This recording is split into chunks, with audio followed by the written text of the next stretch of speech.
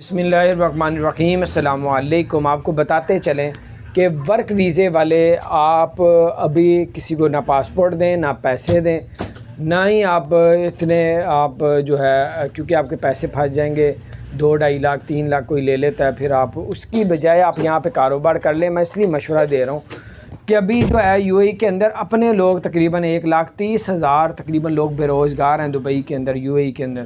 تو اگر پورے یو اے ای کے اندر لگائیں تو کہا جاتا ہے ایک اندازے کے مطابق تقریباً 1,80,000 لوگ بے روزگار ہیں۔ وہ کہتے ہیں جو ہمارے ملک کے اندر بے روزگار ہیں پہلے ان کو جاب دیں گے، اس کے بعد جو ہے باہر سے لوگوں کو بلائیں گے۔ تو بہرحال یہ کچھ اپڈیٹس تھی، میں نے کہا آپ کے ساتھ شیئر کروں۔ ابھی آپ نہ دیں، ویزے پہ پابندی نہیں ہے، لیکن پاکستان، انڈیا، بنگلہ دیش، ایران، افغانستان ان کو ویزے ایشو نہیں ہو رہے۔ کمپنیوں کو چاہیے نہیں ہے ان ملکوں سے، وہ کہہ رہے ہیں ہمارے ملک کے اندر سے۔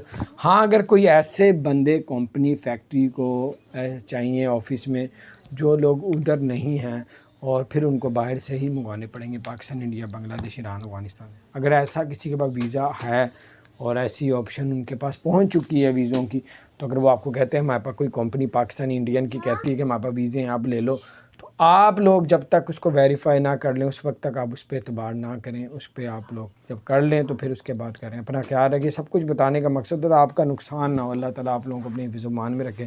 اگر آپ نے ہمارے چینل کو سبسکرائب نہیں کیا